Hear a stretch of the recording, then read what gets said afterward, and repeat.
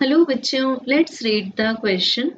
Figure shows uniform square plate from which four identical squares at the corners can be removed. If the center of mass of the complete square is at the origin, then where will be the center of mass after the removal of square 1?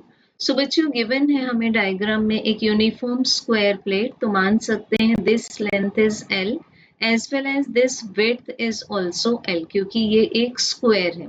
अब इसमें numbers दिए हुए हैं 1, 2, 3 and 4। तो ये जो parts हैं quadrants पर सिचुएटेड हैं, इनको हम रिमूव कर सकते हैं। अब हमें थर्ड सेंटेंस में गिवन है कि अगर सेंटर ऑफ मास पूरे स्क्वायर का हम मान लें at the origin, so centre of mass कहाँ सिचुएटेड होगा अगर हम स्क्वायर 1 को रिमूव कर देते हैं। तो बच्चों इसके लिए सबसे पहले हम देखेंगे स्क्वायर नंबर 2, 3 एंड 4 के सेंटर ऑफ मासेस। अब centre of mass of square कहाँ पर होता है? Eight the intersection of it's diagonals. तो हमें 2 का जो सेंटर ऑफ मास है वो इसके डायगोनल्स के इंटरसेक्शन पर मिल जाएगा। सिमिलरली 3 का सेंटर ऑफ मास, सिमिलरली 4 का सेंटर ऑफ मास। अब ये 3 पार्टिकल्स एज्यूम करके हम इन पॉइंट्स को ज्वाइन कर सकते हैं कुछ इस तरह से।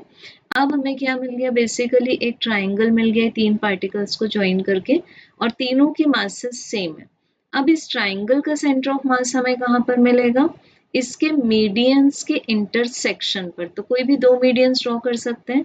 तो सपोज हम इस ट्राइंगल को नेम कर देते हैं ABC से। तो BC का जो मीडियन है वो जब हम A वर्टेक्स से ज्वाइन करेंगे तो यहाँ आ जाएगा। देन ए बी का जो मीडियन है जब हम सी वर्टेक्स से ड्रॉ करेंगे तो वो भी कुछ इस तरह से आ जाएगा।